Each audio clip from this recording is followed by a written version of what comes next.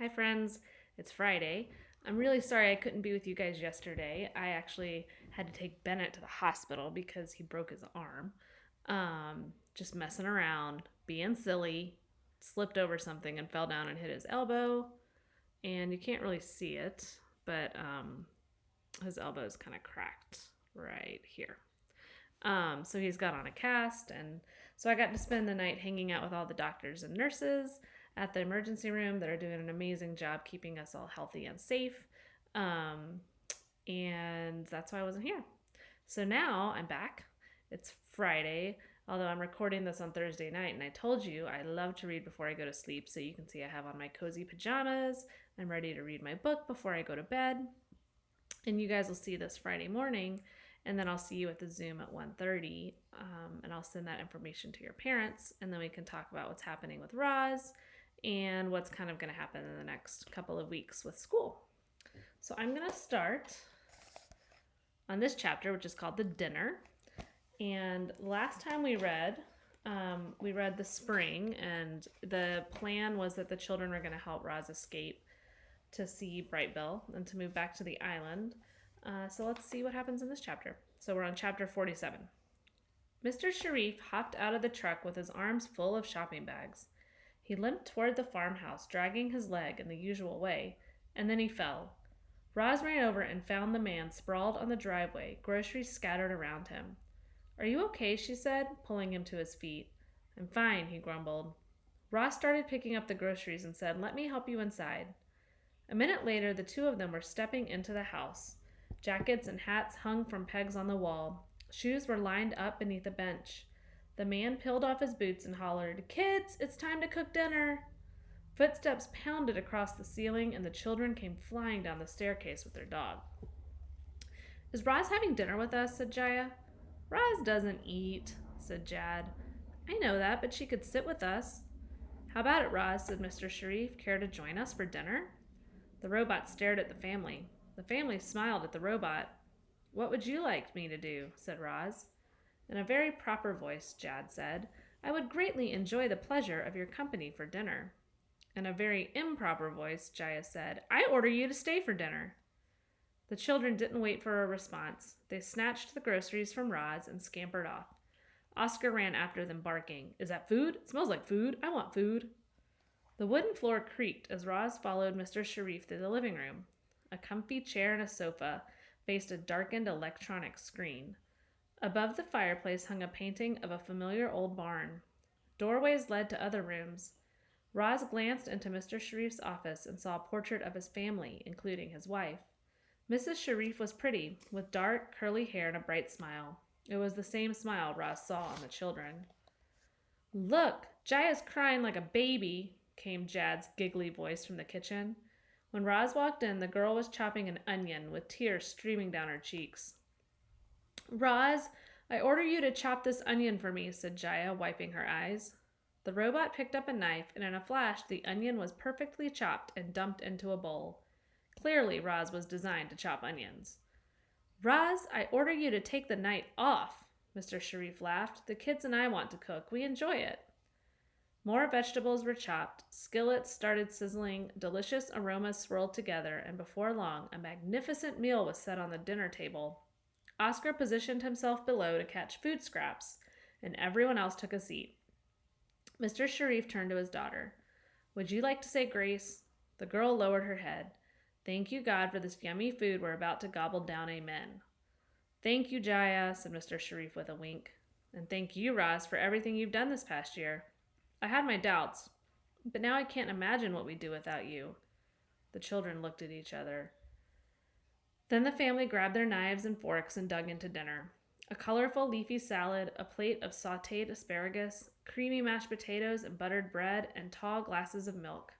The meal was beautiful, but as Roz scanned the table, her eyes kept returning to the roasted chicken. It was about the size of Brightbill. Suddenly, the robot was full of questions. Do chickens live happy lives? Did this chicken know it would be eaten? Were humans bad for eating animals? No, thought Roz. Humans are simply following their instincts, like all creatures, like Roz herself. At least the Sharifs honored this animal by giving thanks and by turning it into a beautiful, nourishing meal. After he'd finished eating, Mr. Sharif stepped out of the room and he returned a moment later carrying a violin and a bow. Growing up, I dreamed of being a musician, he said, thumping back into his chair. He turned the instrument, put it under his chin, and started to play. The bow glided back and forth, his fingers danced across the strings, and a lovely old folk song filled the room. Mr. Sharif tapped his foot as the notes rang out, soft and then loud, slow and then fast. The song ended with a flourish, and the music faded to silence. Then he rested the violin on his knee. This instrument has been in our family for a very long time, he said, since the days when Cyrus Sharif first built the farm. Cyrus Sharif. Roz knew that name. She unsnapped a pocket on her tool belt and pulled out the small journal. I discovered this in the old barn, she said, handing it over. The children huddled around their father as he took the journal. They read their ancestor's name on the cover. Then they carefully opened it and turned the brittle pages. I've never seen this journal before, said Mr. Sharif. It's a piece of our family history. Kids, look how they used to milk the cows. Roz left the Sharifs like that, examining the journal, learning about their family's history. But what about their family's future? Their lives were difficult, they needed help, and Roz was about to run away forever. As she marched back to the barn that night, the robot felt something like worry and confusion and guilt. So Roz thought she was going to go somewhere and not care and hate it and go straight back to where she came from as soon as she could, but now she's kind of come to really, really like the Sharifs. So that's going to make her decision to leave really hard. All right. Chapter 48, The Return. The robot's feeling of worry and confusion and guilt went away as soon as she heard her son's voice echoing across the farm. Ma, we're back! Brightbill's flock appeared above the pasture, flapping and honking and laughing. They glided down to Roz, and Brightbill took his place on his mother's shoulder. I told you we'd keep your son out of trouble, squawked Loudwing. Thank you, everyone, the robot spoke in her most cheerful voice. It is so good to see all of you again. The cows trotted over, grinning and happily mooing to the geese. While the herd and the flock caught up with each other, Roz and Brightbill slipped away to speak privately. What's the plan, Ma? Said Brightbill. The plan is simple, said Roz. Tonight, under the cover of darkness, I will run away from this farm, and then you and I will begin our journey home. Chapter 49, The Goodbyes. That evening was full of sad goodbyes. The first goodbye was between the flock and their young leader. The other geese wanted to help Roz and Brightbill get home, but the journey would be dangerous, and Brightbill refused to put his flock at risk. He demanded they return to the island without him.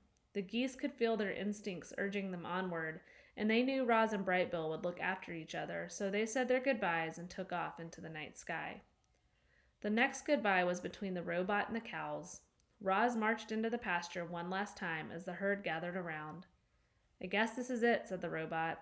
Thank you all for being so kind to me.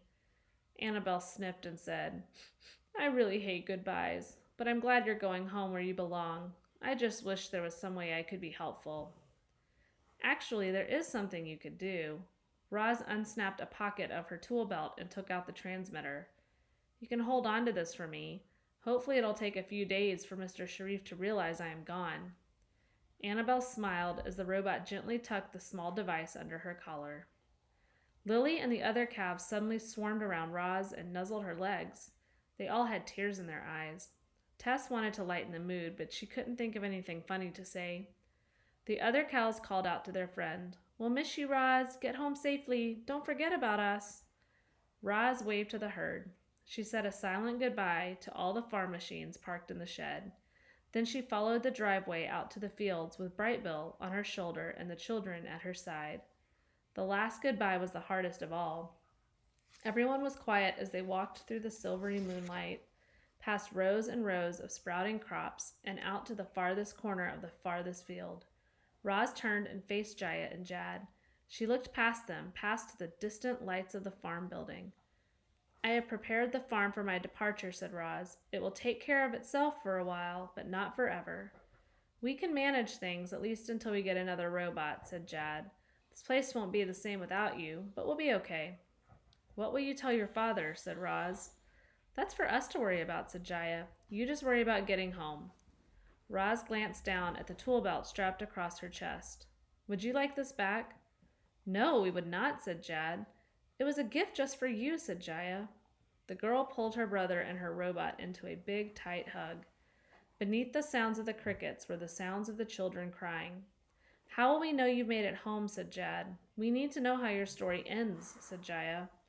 The robot muttered some animal words to her son and then said to the children, If a goose ever visits this farm and presents you with a feather, you will know I am home. The children smiled through their tears and waited for their friends to leave, but the robot didn't move. More than anything, Roz wanted to go home, and yet she was conflicted. She cared about this family and the farm, and now she was abandoning them. The robot lurched forward, then backward again and again as her computer brain struggled with all of these thoughts and feelings. Finally, the children gave her the gentle push she needed. Roz, we order you to run away. And the robot did as she was told. And here's that picture of the four of them in a big hug. Chapter 50, The Free Robot. At long last, Roz was free, but as she ran away from Hilltop Farm, she didn't feel free. She felt something more like fear. She feared being seen and captured and destroyed. She feared for her son's safety. So Roz camouflaged herself. She avoided the fields and kept to the trees, and with Brightbill as her guide, she carefully crept north through farm country. The wild robot's long journey home had begun. And that's where we're going to stop. The next chapter is called The Airship. Ooh, and the last time we saw the airships, they were coming to the island to find Roz. So I wonder if someone's been alerted or they're already on their way to look for her. So we'll have to find out what's going on with that, but we won't find that out until Monday. So we're on chapter 51, and this has 90 chapters. So we have, a little more than half of the book left, and we will continue our journey. And I will see you at 1:30 this afternoon. Have a good day. I'll see you later. Bye. Oh, wait a minute. Also remember, I'm starting to do report card grades soon. So make sure you go back, especially with your assignments this week, and make sure that you completed all of them. At least the read work stuff, because I'm going through and I'm noticing that every day 10 or 12 of you aren't turning them in. So I don't want your reading grade to suffer just because you didn't submit it or turn it in. So make sure you've done that. Okay, I'll talk to you more about it tonight or this afternoon. Bye.